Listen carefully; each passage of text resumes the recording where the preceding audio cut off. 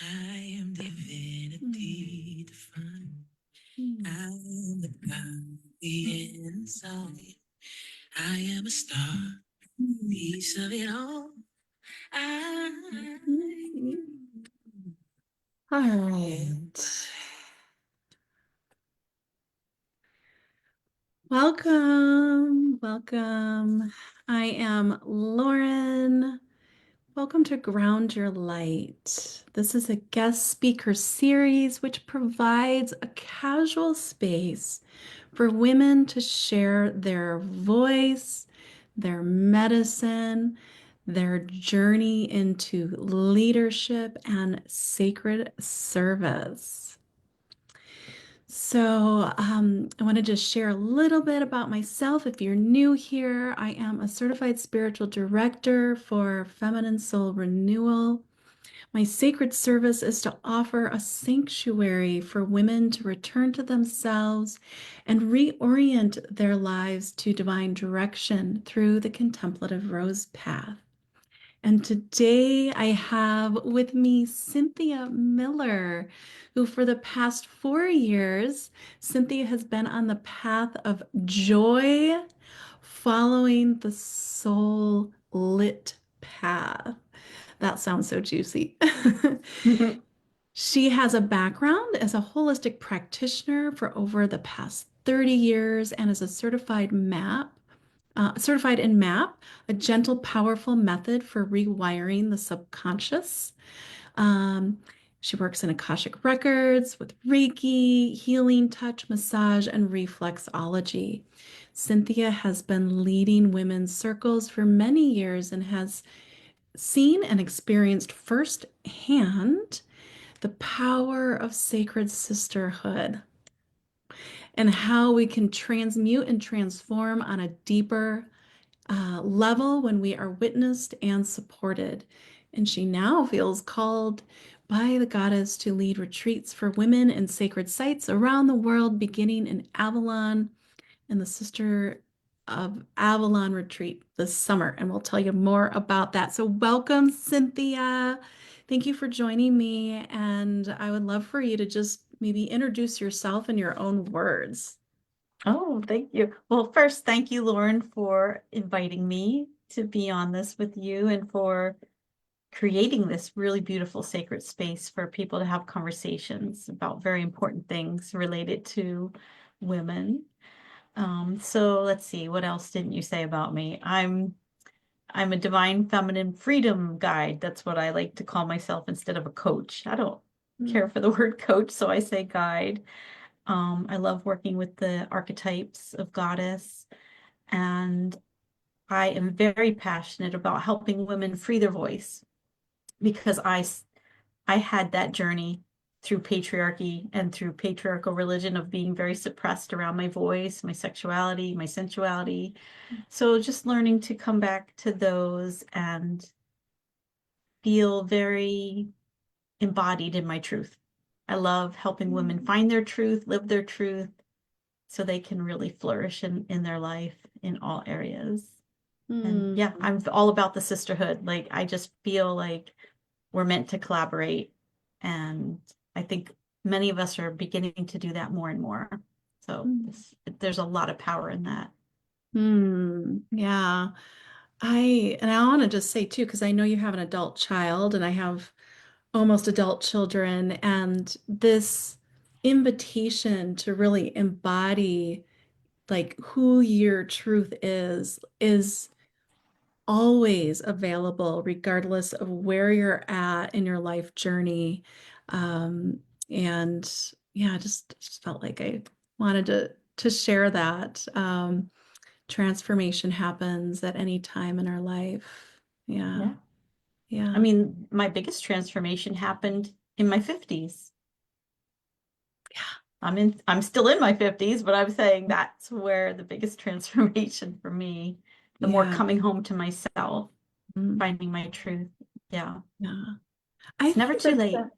yeah, and I think that's not uncommon, right? I mean, not only is it a really like biologically like a big transitional period in life when we're going, we're phasing out of our moon cycle, and we were really like having to kind of blossom in a new way. And it's like sometimes it's a hard landing, but sometimes it's also such a gift to like experience parts of yourself that when you were younger, you felt like you had to kind of keep at bay because there were expectations that maybe your family had, or your school or your church or things like that.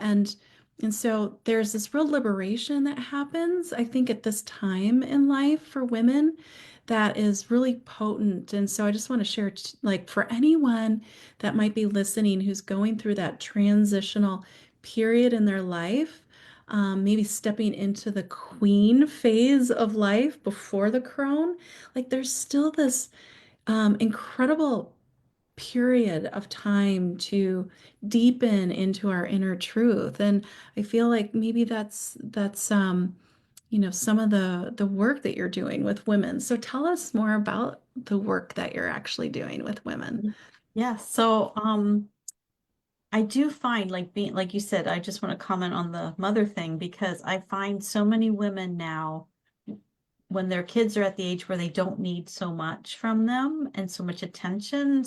I'm meeting so many women that don't, they realize how lost they feel or disconnected they feel from themselves because it's been all about raising the kids. And I was like that too as a mom, like she comes first, and yeah, just reconnecting with ourselves and what we find fulfilling or pleasurable. And some of the women say they never took time for themselves. They didn't have hobbies. They just were lost in the mother role. Mm, So just coming, starting to really reconnect with their heart, with their womb, with their voice, and just starting to listen and just starting to really hear the messages that their body is telling them and that deep wisdom that resides in our body. And that's the feminine, divine feminine path, right? Is like listening to our body, knowing we're sacred, and excavating that wisdom, that deep wisdom that resides within always.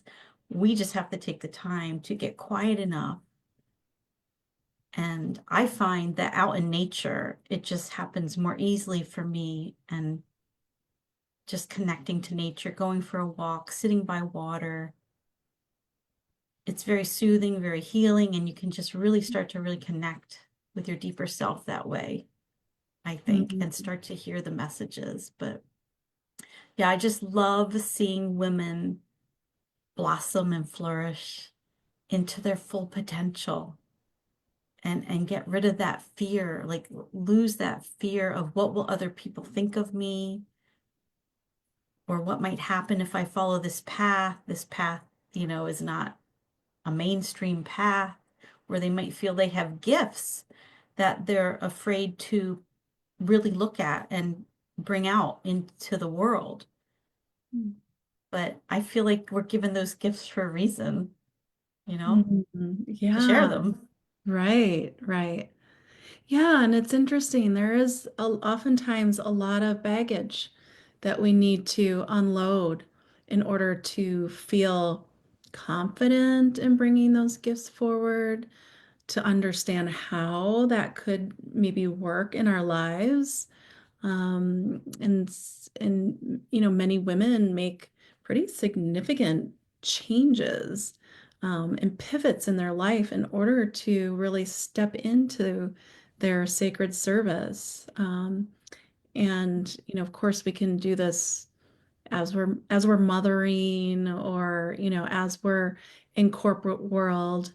But I love seeing more and more women actually using their soul gifts as a full-time mission in a sense. And we're all kind of working out how that looks and plays out in our lives.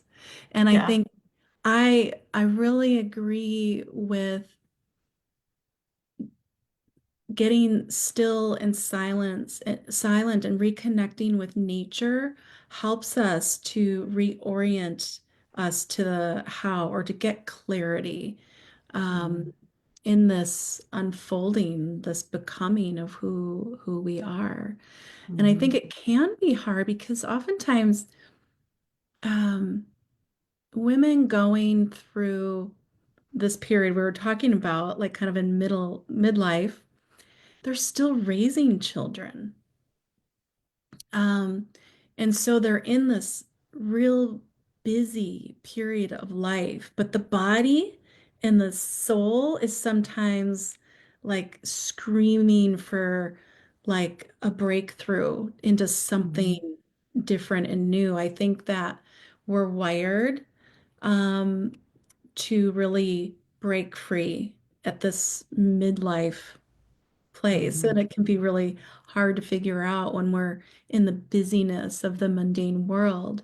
Right. So let's talk about retreat because I think retreat can be a beautiful way to step into both, to be in the busyness, but then also to take the time that we need for ourselves to nourish that part of us that has this desire, this longing, this nudge for something a little more meaningful in life. Oh, yeah, and I didn't look up the definition of the word retreat, but I was just thinking about it a little more. The word retreat means to withdraw from, right? So we're withdrawing from our everyday normal routine with all the responsibilities and putting ourselves in a different location or place where we let go of all that so that we make the space to have those divine revelations and connections. And myself personally, I have had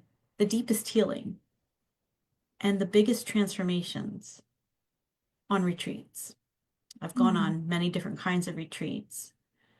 And I even made my own retreat. Like we used to have a family cabin at a state park by a lake, and I would just love to go there for the day or an overnight and just have the silence and be kayaking and soaking up nature. And oh my, it was a dream come true until it got sold. But um yeah, I've always been one to invest in my spiritual development. That has been the number one thing, my personal and spiritual development. I used to go to Omega Institute, if you've probably heard Mm. of Yeah. that in Rhinebeck, yeah. And I used to go there every year for a while. And yeah, I find that, like I said, you have to get out of your normal space. That helps a lot. You don't have to, but it makes it so much easier to have those breakthroughs when you have a an extended length of time for to yourself without the distractions of the phone or the grocery shopping or cooking and family asking you for things. Like it seems like you need an extended amount of time to really deepen into your inner knowing.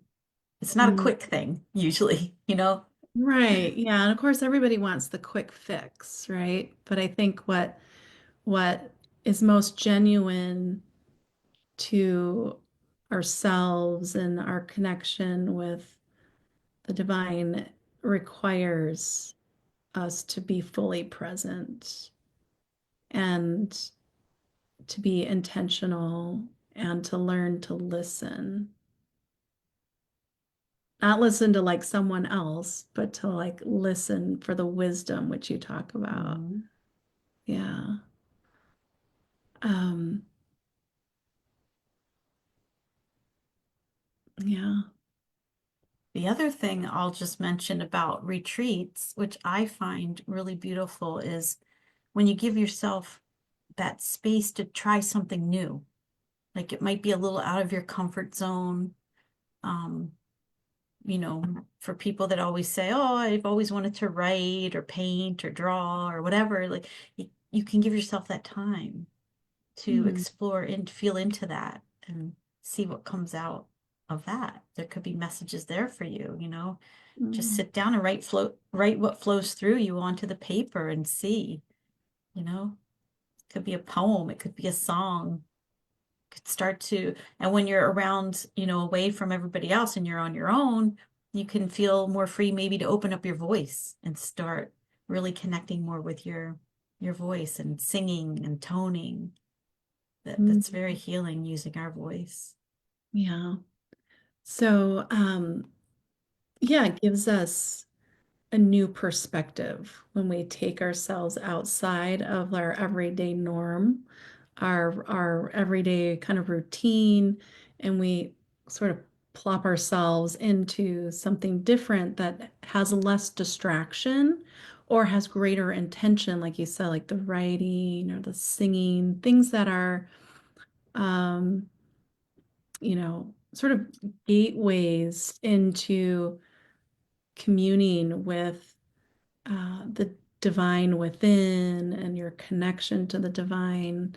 I think all of that requires certain environment, a sacred space.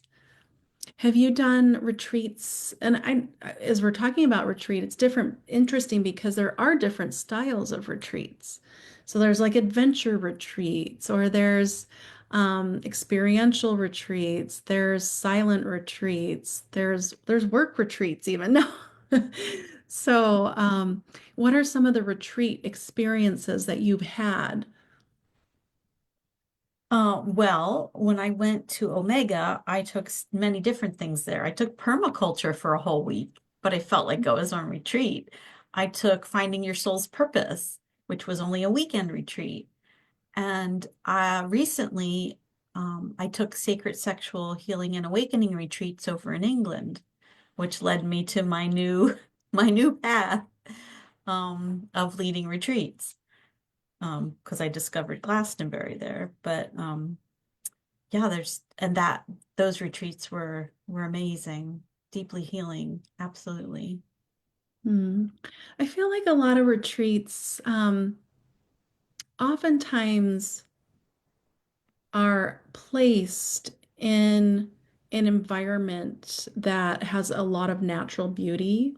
I mean, it could be something as, grandiose as like Mount Shasta, that's like a vortex, like that kind of thing. But also, there's a retreat center that's local here that's very um like it's not underwhelming, but it's surrounded by like you're surrounded by a birch forest, it's Mm. lovely.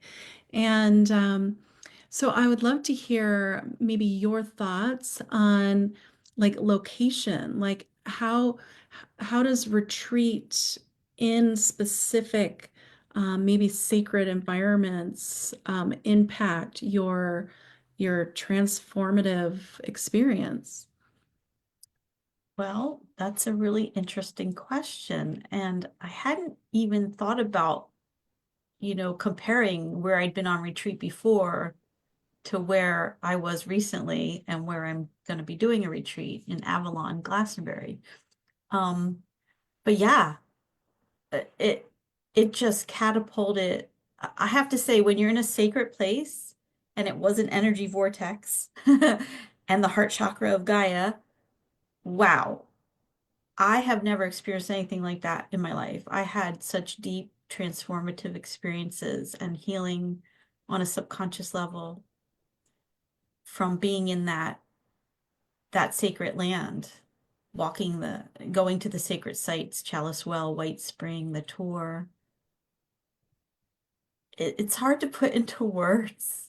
It's so hard to put into words how free I felt there and how it opened me up to new possibilities. And that's why I'm leading a retreat to get other women there. I just felt like I can't keep this to myself. This is amazing, beyond amazing. Yeah, just soaking up the divine feminine culture. Um, just beautiful place, beautiful people. People of all faiths flock there. Christians, Hindus, Buddhists. There's people from all faiths there, and there's such a level of tolerance and respect between all the different faiths, which is really beautiful to see. Mm. But yeah, I always say I felt like I was living in 5D the whole time in that vortex because I guess because it is the heart chakra. that would make sense. And yeah, I felt myself expanding. I felt my heart expanding. I felt anything was possible. And Mm. I didn't feel afraid to step into a new part of my life. I didn't feel, I felt like I would support it if I went to run a retreat there, like everything would fall into place, and it has Mm. so beautifully. I was just led to, I didn't know, where I was going to go or what I was going to do. And I was just led to the right people. And it's just been a beautiful experience. And I feel so supported and guided.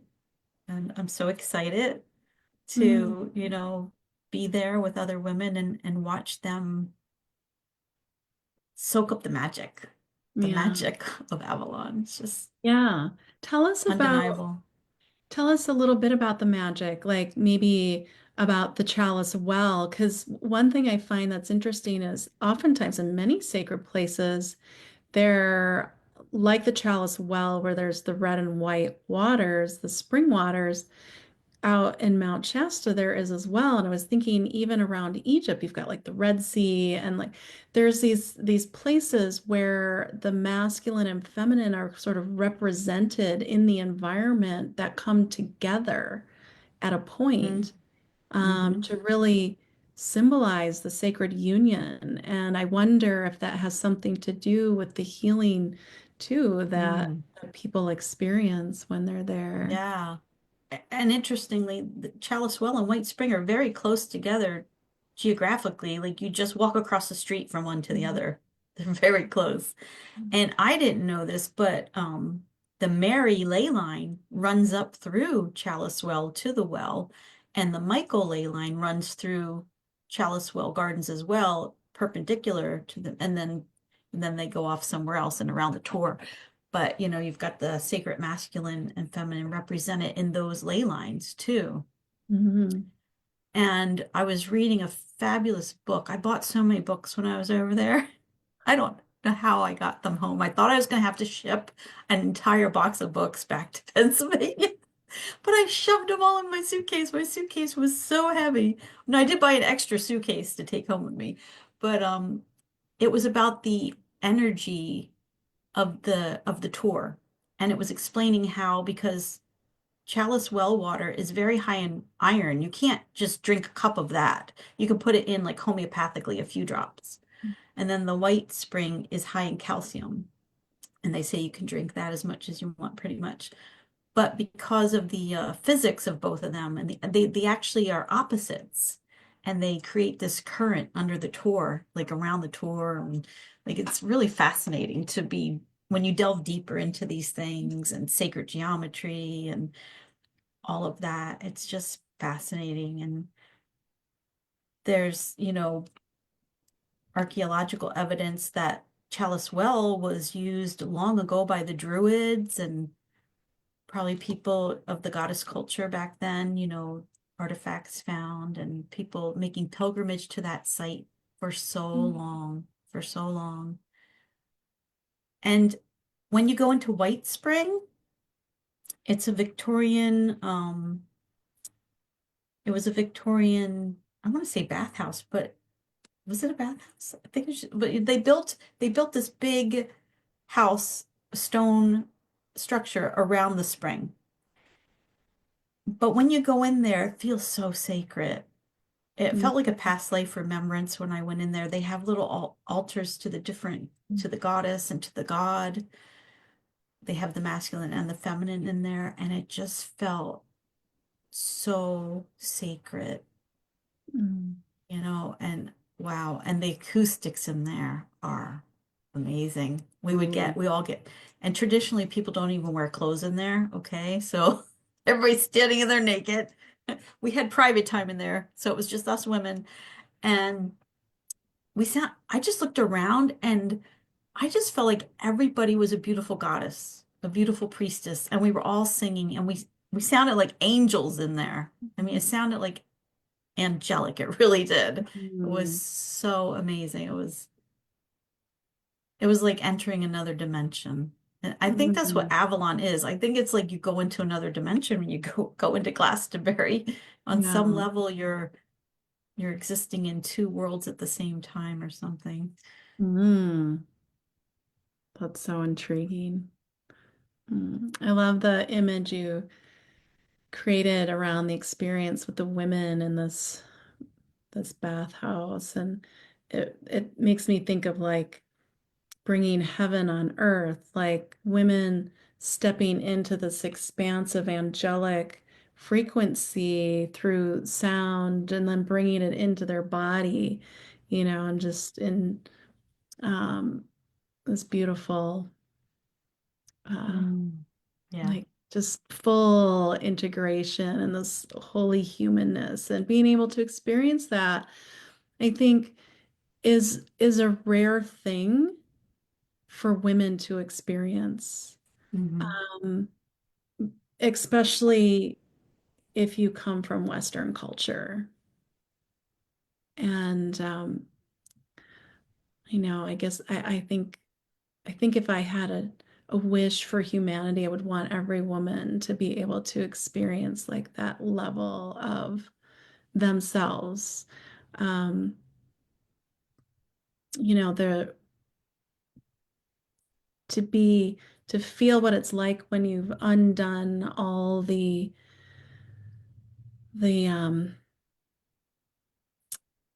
con being confined to the productivity, the busyness, the push, the grind, making a name for yourself, carrying one identity that has, that you got from like a university or something, like all of the stuff that, is not necessarily bad, but doesn't necessarily speak to the soul level Hmm. of our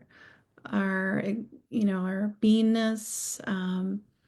And when you get to feel that with other women, it's a incredibly beautiful It really experience. was. It was such a magical time there, and that's what it allows you to do is really connect deeply with your soul, with your true essence.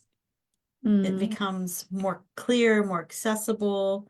And again, it has to do with, I think, it being the heart chakra and also the fact that it's considered Avalon, hmm in myth and legend, and also in many of us believe Avalon does exist there, like it's another dimension, but it's like an overlay of Glastonbury. hmm Um, yeah, it's just being able to go into a goddess temple. Where does there exist a goddess temple? There's not too many of them active in the world these days. And just going in there and being able to contemplate and pray and connect to source as feminine, when I was always taught, you know, God's an old man with a white beard or something. I don't know. I just had that image, an old man. And Yeah. Yeah, I know. I'm reading a book. It's called When Women Were Priests. And, it talks about the whole history of women in spiritual leadership, even, when women in the Christ lineage, when women walked with Yeshua, who were walking as equals. And then, even through the early church, women had leadership roles. But then, um, like, I was hearing about the time when the Church of England and had, they separated from the church Catholic, so the Catholics and the Protestants were separate. And then at one point they were going to try to merge again. But the very like point of contention that didn't make it happen was that the Catholics couldn't allow women in leadership roles because they didn't have the body that Jesus did. Like they didn't have the same body, physical body is what it's like interesting. And I think in my own work with women, it feels really important to have the feminine and masculine face of God. And, for whatever reason, where we're at in our evolution, we still sort of personify God a fair bit. And, I think for women to be to reconcile with them to themselves, to be in that restoration where we reclaim our voice, our power, our wisdom, um, it helps to have that feminine face of God because Yeah. we get it then. Like it feels Yes. more natural. Like, oh, Yes. that's how you're feminine. Like Mm. we already kind of know the masculine pretty well. We know, like, Yeah. we Yeah. don't necessarily know healthy masculine. Maybe we do, but Mm. we certainly know an overmasculated Mhm. way of being. And that's where most women I work with are like trying to unplug from. They're like, so busy. I'm so overwhelmed. I don't know what it's like to be in my feminine. Like, Mhm. help me just open, Yeah. let go, be, Mhm. magnetic, receiving. And I would say, and you probably agree that most women have a struggle in receivership. And so when it comes to things like retreat, we don't really even honor ourselves with that level of self-care or investment that you were talking about. And I would have to agree with you. Some of my best, I would say all of my best investments have been in retreat because they're life-changing. Yeah. They really are. And all categories of retreats that I've done, and I've done a lot of different variations of retreat as well. All super, Mhm. super good investments. Yeah. Yeah. Because sometimes it's hard for us. Like when when your life is sort of like on autopilot and you're just trying to like just get by doing all the things that you have to do to care for other people and, Mhm. whether it's family life, work life, it's hard to step out of like off that track. Yeah. And retreat does that for you so well. Because to do it on our own, it's very challenging. Mhm. Yeah. And to know that the family's going to be okay without you and not have the guilt set in is Yeah. challenging too, Yeah. especially if the Yeah. kids are still young. Oh, mommy's going to be away for a week. I'm going overseas, you'll have to fend for yourself with meals or whatever, a lot of women, kind of have that angst of leaving their younger children or their family or even their husband if their husband doesn't know how to cook or something, feeling a little guilty about that, and I feel like we have to let go of the guilt. And I'm all about following my heart, and that's where the soul lit path phrase came in at the beginning.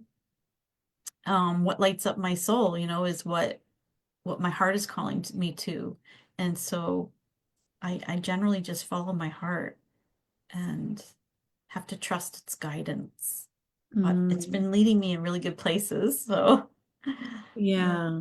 Yeah. So tell us a little bit more about this upcoming retreat that you're inviting women to. Give us like a Sure. little visual, Yeah. this might be My for. daughter is my beautiful graphic designer, and she designed the beautiful website, which is actually being completely revamped right now as we speak. She's upstairs redoing it because as I followed my heart and Lauren and I connected through a beautiful spiritual group we're members in. And just recently, I connected with another member of the group, and she's a photographer. And I just casually said, wouldn't it be amazing if you could come to Avalon with me and be the photographer for our retreat? And she was like, yes, Avalon's been coming up for me. So Sonia is now co-facilitating the retreat with me. I never saw that coming. In a million years, I couldn't have Wow. guessed that. And so, yeah, we're very much in alignment. And so we're reworking to get her on the web page and all that. But it's still up. The web page is still up and running for people to look at. I will say, originally, I made the retreat more in line with getting in touch with our priestess archetype because that's what it did for me. It opened up a priestess path for me, but that's not for everybody. And I didn't want people to feel like if you come to Avalon, you know, it's only if you want to be a priestess, or we're going to be initiating priestesses. So if you go on the website soon before it gets completely switched, just know that it's open to all women. And especially if you're in a transition in your life, like newly divorced, separated, career change, or just looking for some healing or to deepen your joy, it's all there for you to heal and transform. And we'll be going to all the sacred sites. We'll be led by a priestess of Avalon whom I had met when I was there, beautiful Kaya May. And we're going to have so much free time too. I find that a lot of retreats don't give you enough free time to integrate and to explore on your own. So that is built into each day, like plenty of time to explore on your own and revisit the sites if you want. Or we have an entire free day too, because people wanted to get out, you know, get out and see some other things like Wells Cathedral and Stonehenge, which are nearby. So there's also a free day built in there to see more sites. And yeah, it's just open. Like if you feel the call, if you've been intrigued by Avalon, or if that word stirs something in your heart, if you're looking to connect deeper with yourself, you know, to really step more into your soul embodied leadership, Avalon is the perfect place to do all of that. So I invite you to take a look and see if you'd love to join us.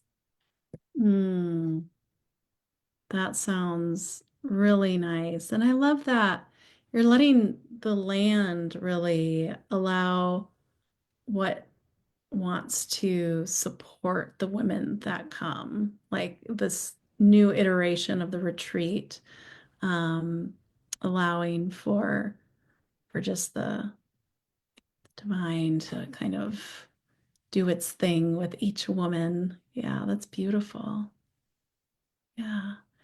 So, Cynthia, I will put the information for the retreat into the comments below our recording here, and that way women can find you. Is there anything else that you're offering? Or I know you are frequently in your Facebook page. I don't know if it's a group, or where else, how else can people Yeah, find? Be More Joy is my Facebook profile where people can connect with me. And of course, I offer a free insight session called Becoming You. It's called Becoming You. And you can connect with me there if you'd like to explore working together. And the retreat, I didn't even mention the name, is called Sisters of Avalon. And Mm, yeah, because I really believe in the power of sisterhood and coming together and supporting each other as we have our transformations. It's so important to feel mm, supported. But yeah, so they can find me at Be More Joy on Facebook. That's the main place I can be reached. mm. Great. And just a little plug in to Shirley Lohmeyer with the Sovereignty Code for connecting Cynthia and I. It's another, you know, um, container where people are supporting each other's soul evolutionary growth. And I just feel really, really grateful to continue to meet incredible women like yourself, Cynthia. And thank you so much for birthing this experience for women. It's like, oh, if only I had time myself to join you. Yeah, that sounds great. And maybe we can do a quick live sometime afterwards, after the retreat, to get a little post-retreat experience. Sure. We'll have to That would have be Sonia really on with fun. us Yeah, too. yeah. I would love that. Well, thank you so much, Cynthia. Is there Thank anything else that you you. want to close out with? I just want to encourage anyone who's listening to carve out some time for yourself, even every day. Carve out some time for yourself. Get in touch with your heart. Just even put your hand on your heart and start pretending you're like breathing in and out of your heart to really center yourself and ask yourself, what do you really want? What do you really need? and hopefully, honor what you get. Try to honor and follow the messages that you get. And your life will really start to blossom in new, beautiful ways. Thank you. Thank you, Cynthia. All right. Take care, everyone. And thanks for listening.